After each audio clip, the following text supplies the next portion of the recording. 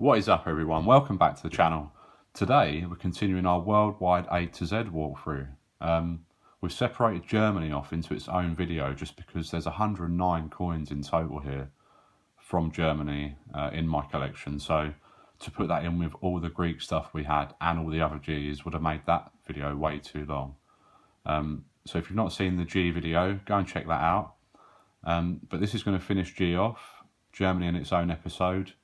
So far we've only had one other country have its own episode, and that was Canada, because we've had quite a lot from there as well. So we've got a fair bit to have a look at today. Let's get into it. We've got some wartime stuff, which I know might be a bit controversial, but I'll show you that because it's part of the collection.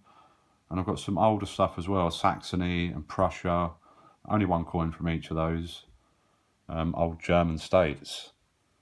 So to kick us off, we've got the oldest coin here, and this is from Saxony, which, as I say, is part of the German Confederation, and then the North German Confederation later in the 19th century, and was a federal state of the German Empire up until the end of World War I, when it became part of Germany under the Weimar Republic.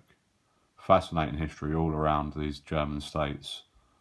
Quite hard to get your head around at times, to be honest. But yeah, this is a 5 Fennec, 1864. And this coin, it's not in bad shape. And this has a mintage of just 1,090,000. And for a coin of this age, it's probably one of the lowest mintages we've got for an old coin like this. So it's quite a nice part of my collection. It's not worth a massive amount, a few quid maybe. The one you really want to be looking out for is the 1866, because that has a mintage of just 141,000. So if you've got one of those, you could be in the money. But there's our coin from Saxony. Would like to add a few more from these old German states as well at some point. And then we get our only silver coin from this episode. And this is actually a gift from my grandfather, this one. And this is a Prussian coin from 1903 there, you can see. It says Zweimark, or is it Zwei? Yeah, Zwei, isn't it? 2, so that's 2 marks. And there we see William II, the king there. And this is 90% silver. On the reverse, of course, the imperial eagle there. As you see on the obverse, it has got a few, well, I was going to say scratches, but they're more like gouges there on the portrait, which is a shame. But still a nice little coin to have in the collection, and my only piece of German silver, so, and as it was a gift as well from my granddad, that has a pride of place as well. So probably 2 of my most interesting coins, I think, there. And then to round off the pre-war or the pre-Third Reich stuff, we have this 1 Fennec here, which has seen better days. It's a bit beaten up around the edge. I think we got this from the coin stall in a 3 for £1 bargain bin. Again, the eagle there. And this has a mintage of 20 million, so not scarce at all, but a nice type to have. Lots of expansion to do in this area of my collection, but we're making a good start. And that's the point of this series as well, is to share with you guys where I am now, and then hopefully we can move on and add some cool stuff into the collection.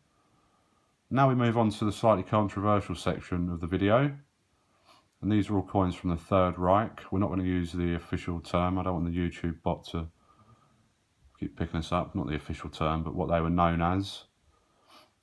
And there you see the infamous symbol there under the eagle. Again, we're not going to use that term either for that logo. But this is a 1 Reichspfennig, 1943, so this is a wartime one, and with an A Mintmark.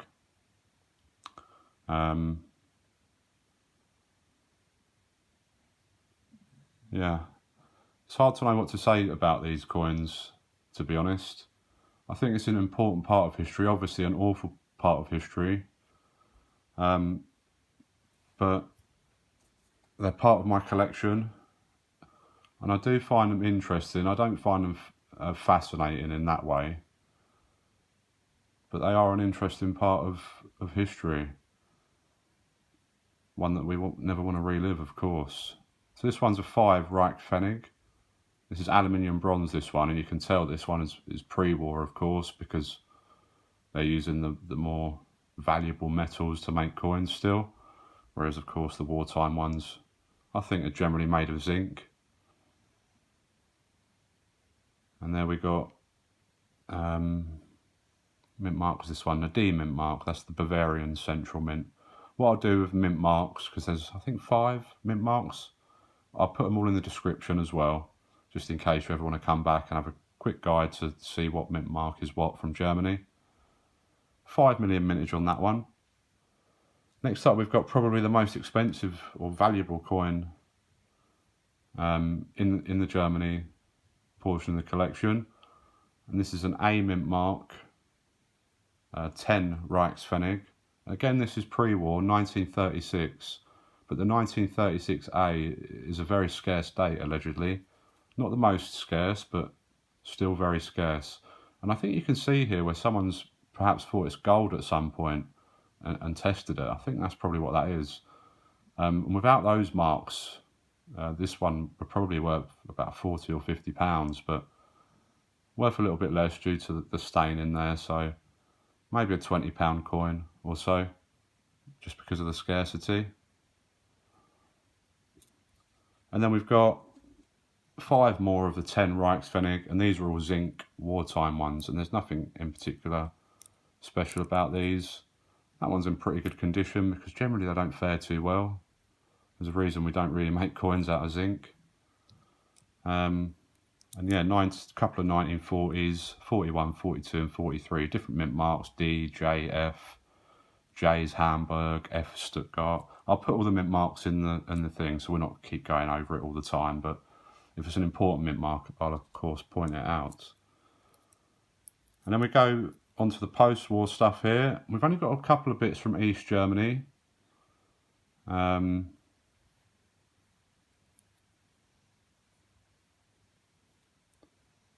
was it called officially? I'm struggling now. Is it the German Democratic Republic? I think that's what it's called. Yeah, the German Democratic Republic. And there we see the symbol of the German Democratic Republic there.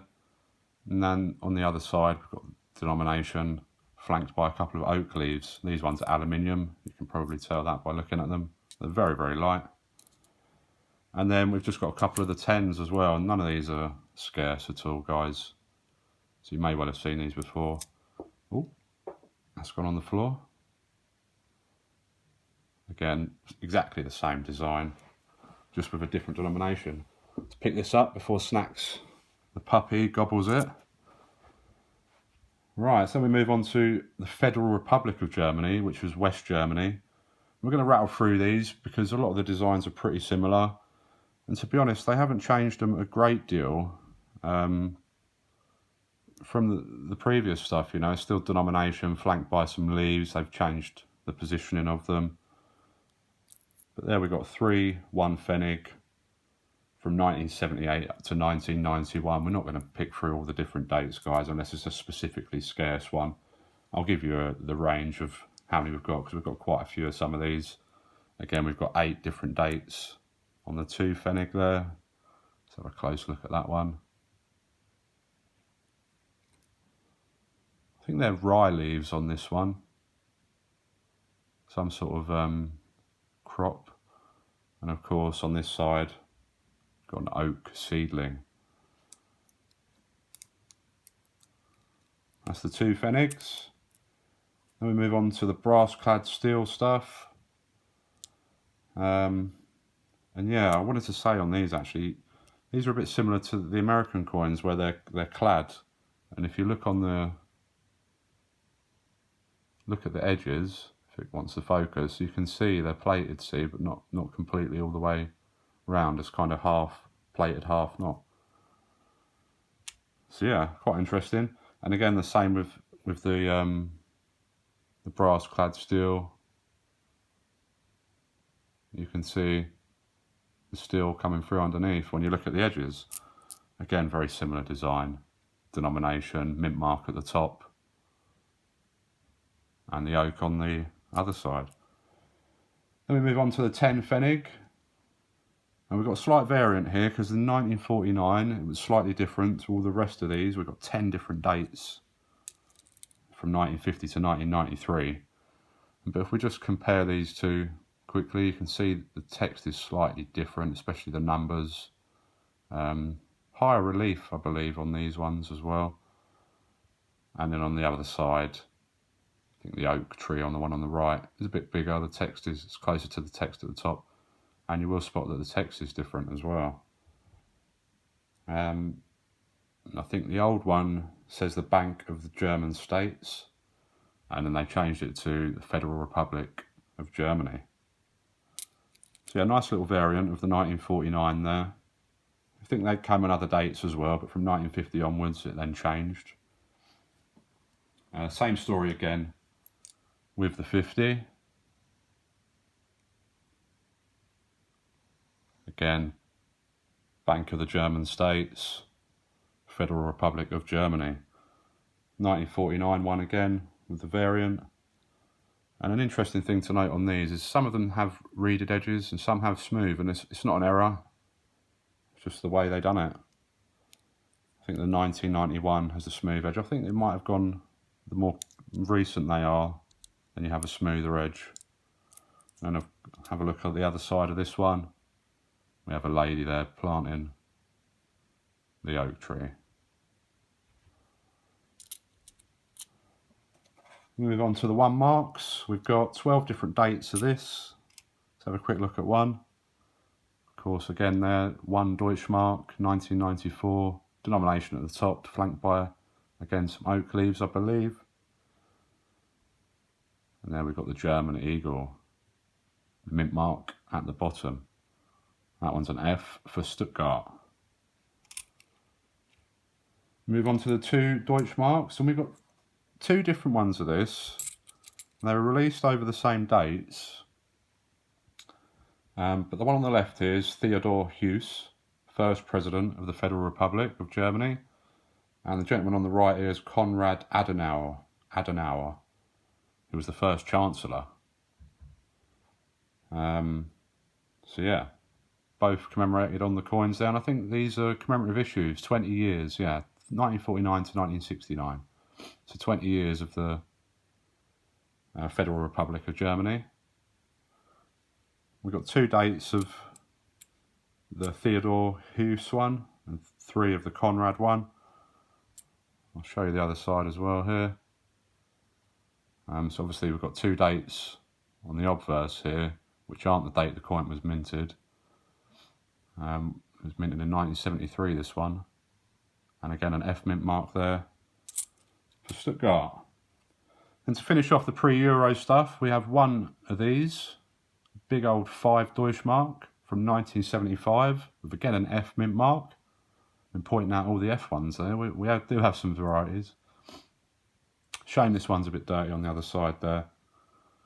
And that's something I should have mentioned before, but I've just remembered now. But this does have an edge inscription, as well as the 2 marks has an edge inscription as well. They're both the same.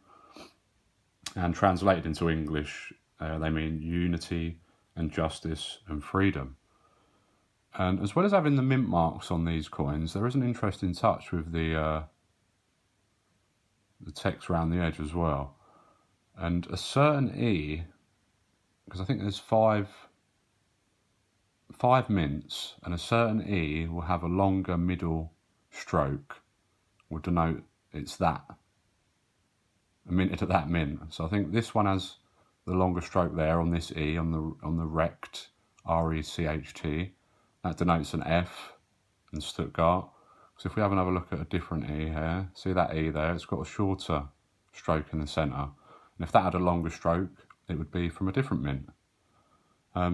Why the need to, I don't know if it was a bit of a secret or what, but they've kind of put in a secretive way of seeing where it was minted as well as the obvious mint mark.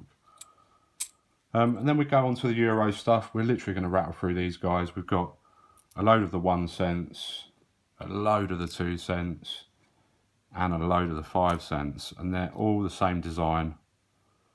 And it's all the oak seedling, or an oak twig branch.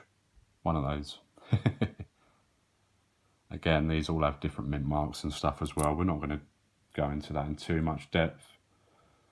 And then the three denominations in Nordic gold, the 10, 20 and 50 cents all have the Brandenburg Gate on.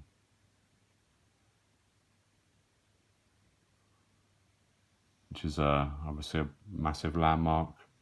Built by one of the Prussian kings, I believe. As a sign of the unity, which didn't last long, but now is still considered a symbol of the reunification of Germany as well.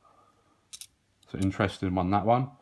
And then we've got a few of the bimetallic ones, and a couple of the €2, one €1, and on these you've got the German eagle on the obverse, and of course map of Europe on the reverse.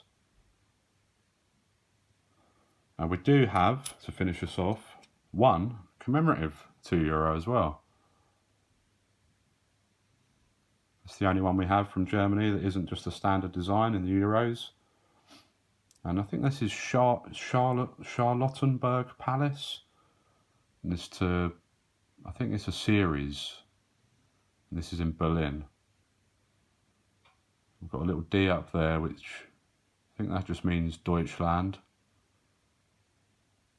And we have another D at the bottom, which will be the D mint mark, which evades me at the minute which one that is. But that's our German coins, guys. Took a little while to get this video going because I was getting it all out, done a bit, then had to put it away, but we've got there in the end. We're going to move on through the alphabet and keep on chugging through. We've got plenty of other stuff to come as well, so stay tuned for all of that. Drop us a thumbs up. If you're subscribed, if you're not subscribed, consider subscribing. If you're subscribed, stay subscribed, please. But thanks a lot for watching, everybody. Hope you're all well. Stay safe and take care. See ya.